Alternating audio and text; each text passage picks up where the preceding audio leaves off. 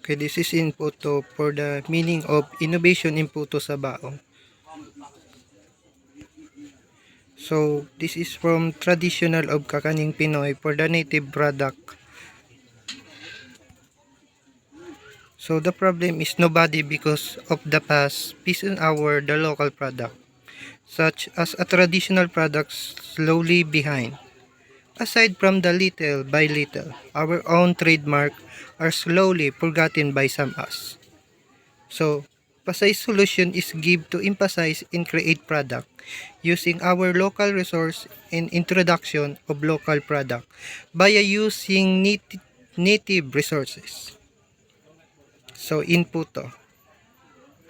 Puto is very traditional white in color. So, how such is many color like violet. They are typical Filipino recipes uses rice flour on glutinous rice flour and get to fermented flour by soaking rice and yeast overnight. The rice is then grouped is down mixed with with a beaten egg, milk and sugar and steam made of banana leaves. We are all familiar with steamer buns since it famous during time. Similarly with siopaw, but the puto is made is traditional using the coconut skull or the shell. Then using a fire and heat and also made traditionally. Also, we deduce different Filipinos with such of ube. Different productively Filipino dish as a feeling. To that we can savor. The beauty in our culture in will us our memory transcend into the charm of every Pinoy. In Puto is a unique blend traditional and contemporary puto that offer is delightful, where the experience is the rich history to extinguish it craftsmanship of this Filipino delicacy meat. Made with is the finished ingredients to expertly crafted and put a perfectly combination of the old world charm and modern innovation. Whether you looking include in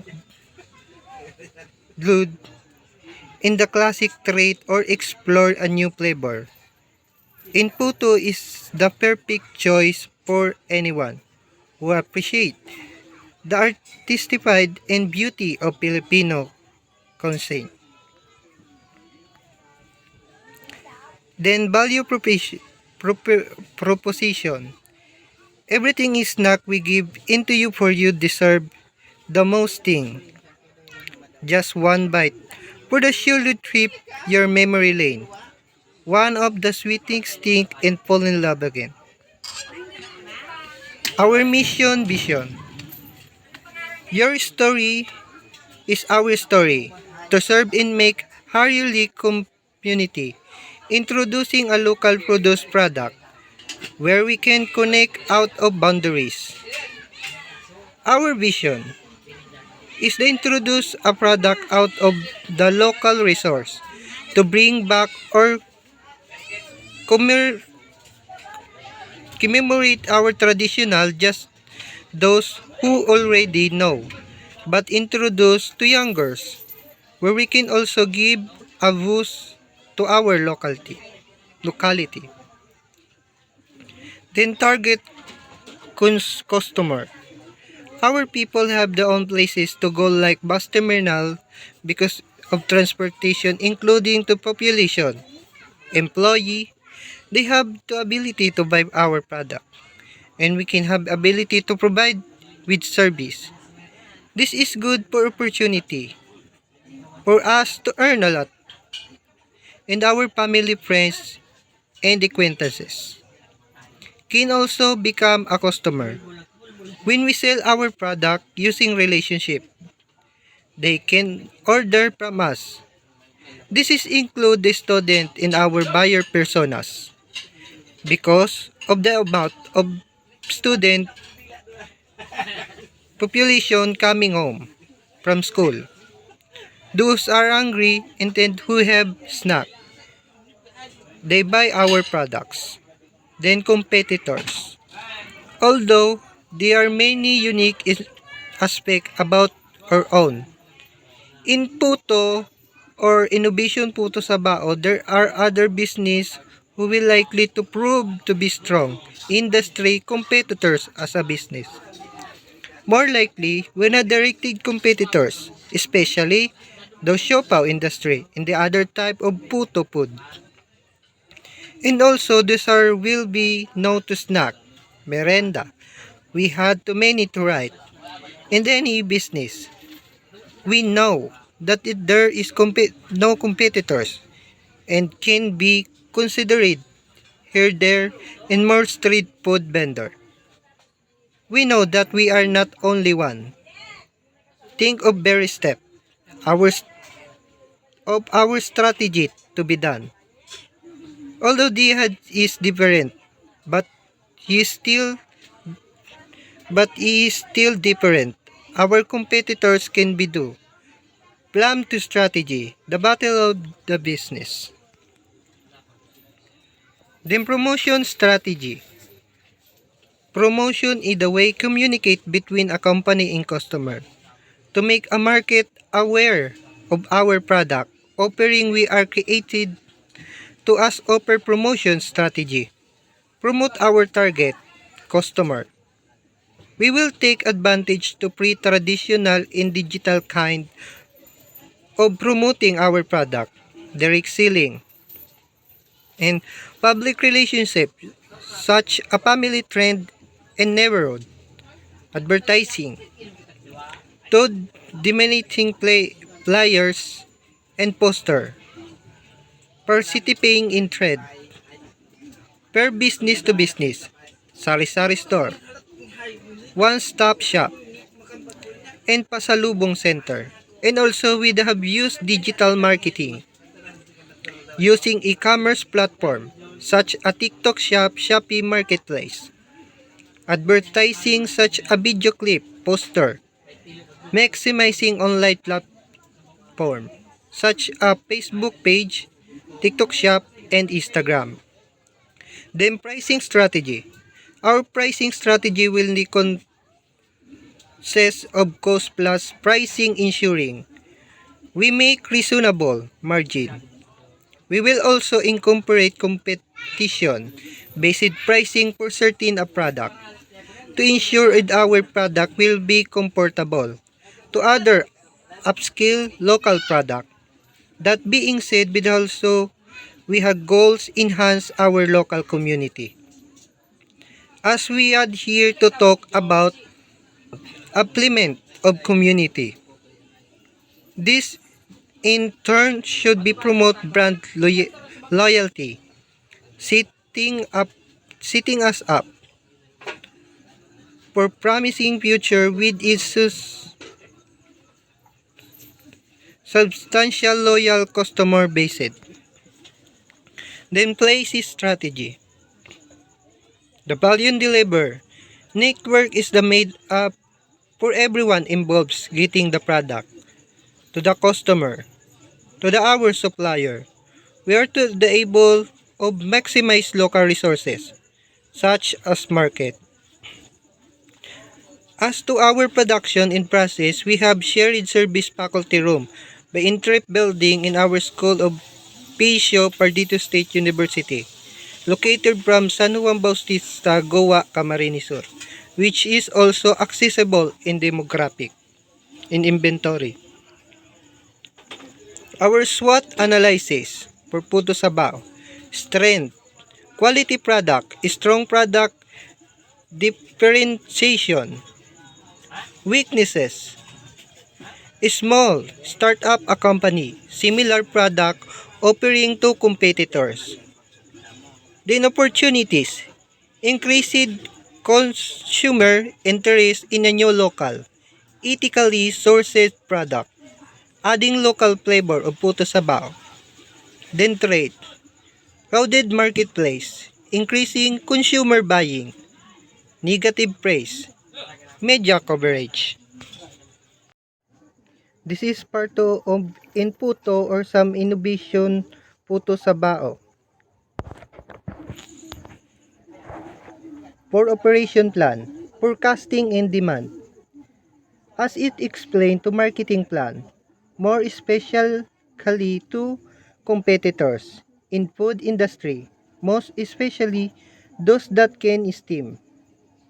This is trend and timely, introducing the new pace of puto. Since the incorporating of the traditional in the modern things, and everything became irrelevant this day.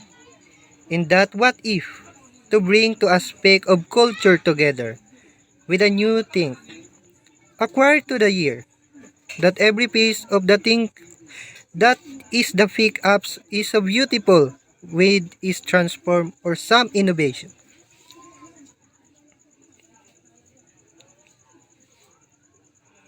This is our from inventory. For November 13 and November 14, this is will be assuming from invest cost to and product number piece of pieces, profit, reseller, retailer, and delivery. Then from starting November 15 to November 17 is this is actually or actual to happen of inventory. From the reason is of November 14 is will be happen to sub the business plan.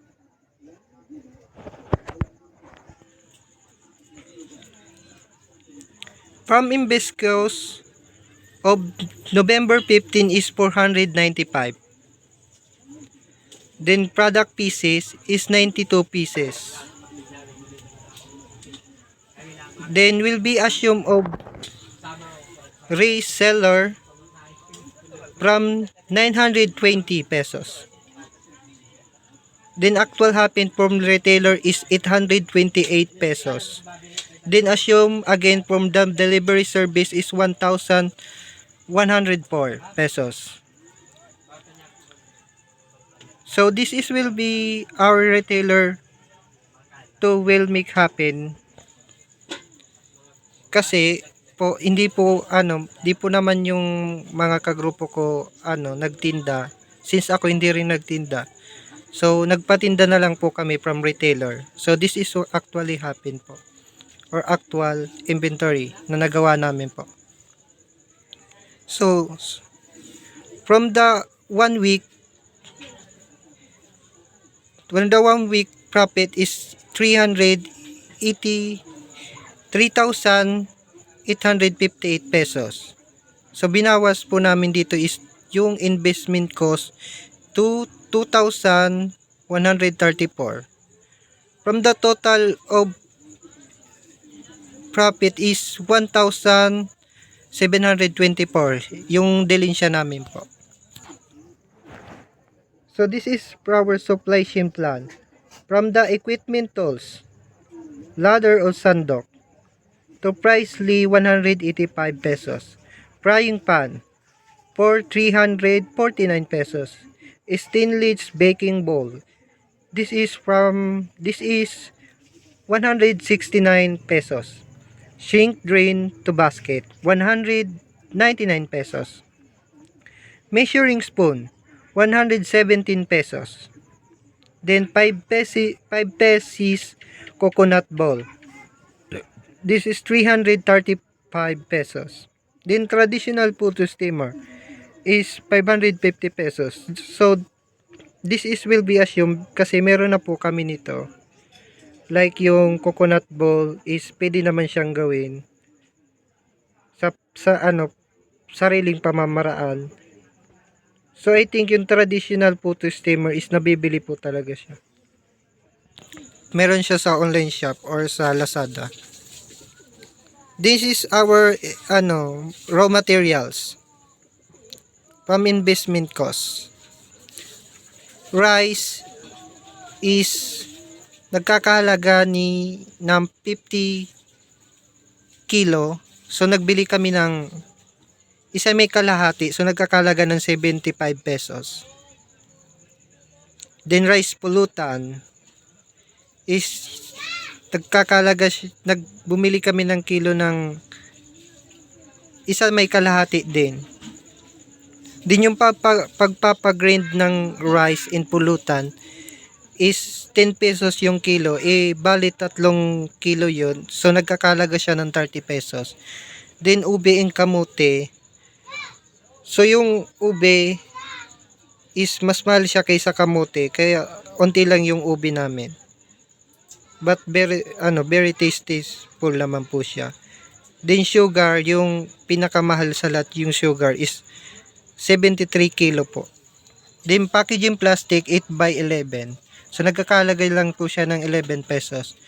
Then uling na nagagamit namin since we are traditional steamer. So nagkakahalaga po siya ng 40 pesos sa dalawang uling. And para sa tatlong uling is nagkakalaga siya ng 60 pesos. This is process flow.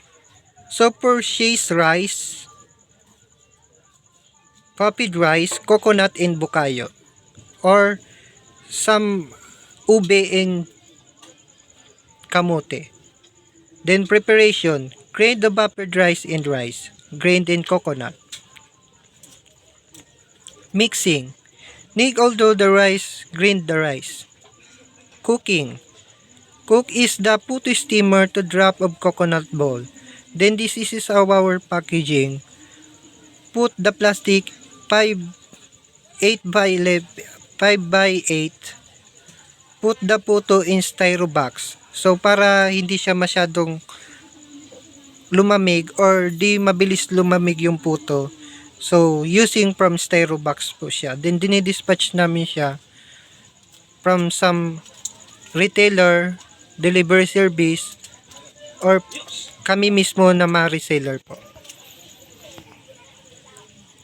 So this is actual happen for quality control flow chart. From the start, raw materials, yes. Product shaked, yes. If no, your product returns. So pwede naman pong balikin yung product if may problema po. So if yes, is improvement product, yes. Processing, approved, yes. If no, so you can see the design of review. So maaari po natin tignan kung paano gawin yung puto sa may issue about sa pagkain ng puto. Then product review, product development. From product packaging, the product was properly dispatched, yes. Dispatched from reseller, retailer, and delivery service. If no, product returns. So you can see the design of review. This is our product review, product development. So this was evaluate result from project completion. From financial management. This is our from financial management. From the product, when is other revenue, delivery charges is 22,500 pesos. Then total revenue, sir, is 52,500 pesos. Then less of cost of goods sold. Raw materials is nagkakalaga ng 8,820. From packaging level is nagkakalaga siya ng 330. This is for a year in a month. Energy grading in charcoal. So nagkakalaga siya ng 340 in a month. Direct labor. So dahil mag-isa lang ako or yes. So nagkakalaga siya ng 8,856 pesos. Then less total cost of sold is 18,000 from 346 pesos. Gross profit. This is actually 34,000 is 154 pesos. Salary expenses. Admin manpower is 10,500 pesos. Then supply, sprinkle link, paper, office of supply, and etc. This is 100 pesos. Then business registration permit fees is 500 pesos. Utilities, water, electric, and internet is 300 pesos.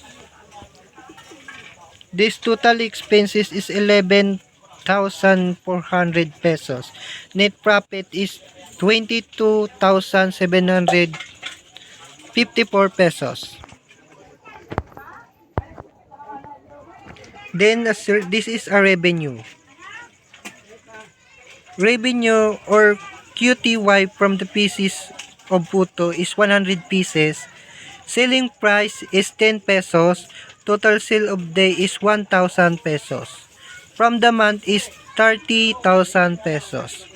Then other revenue, delivery charges from delivery service is exact of 50 pesos lang. Then selling price 15 pesos or maaari pang tumaas depende sa location or layo ng di-deliver. So total days of 750 pesos. For monthly is 22,500 pesos. Total revenue sale is 52,500 pesos. Cost of sale. This is aromas. Rice, 250 kilo, 1.5. Daily total is 50. From the monthly of 1.5. Rice pulutan, 60 kilos. Weekdays is 1.5. Daily total from 60 pesos. And monthly for 30 days is 1,800 pesos. From kamote, 40 kilos. Weekday, 1.5. 40 daily total 40 pesos. From the monthly is 1,200 pesos. Then ube, 70 kilos. Weekday 1.5. Daily total is 35 pesos from the monthly of 1,050 pesos. Sugar, 73 kilo. Weekday of 1.5. From the daily total of 109 pesos. For the monthly is 3,270 pesos.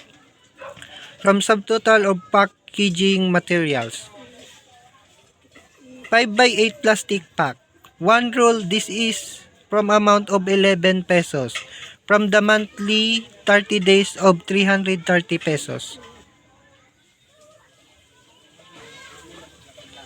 Energy cost. This is 2 energy cost grading in charcoal. From the grading is 40 kilo from the daily day of 40 pesos.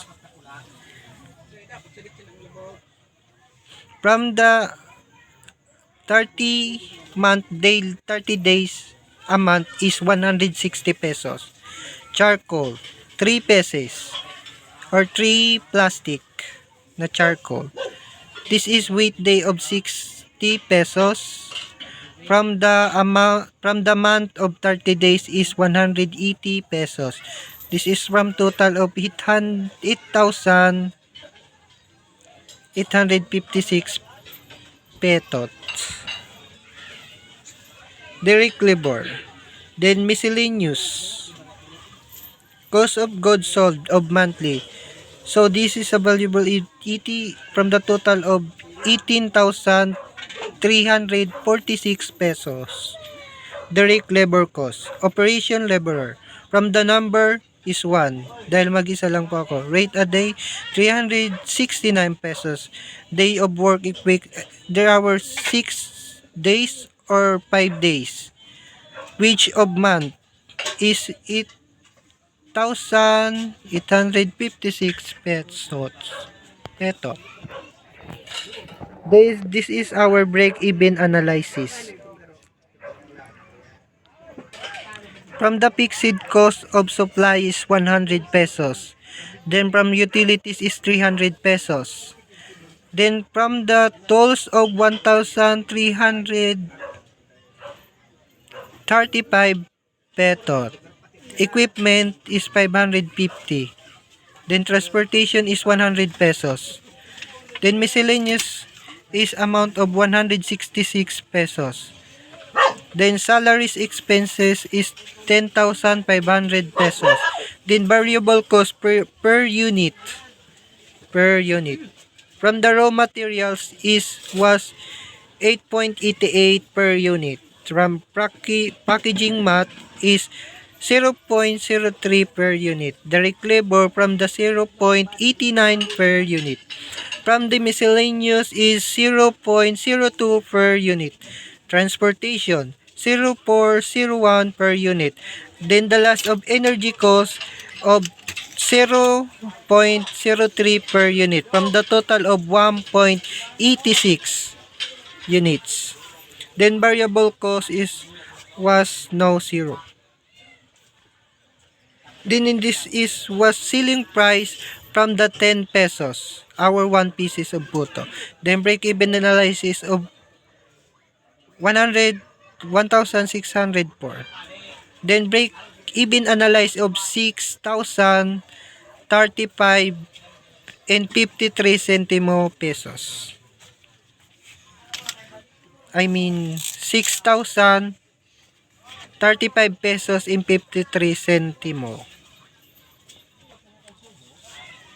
Then total variable cost is 1.86.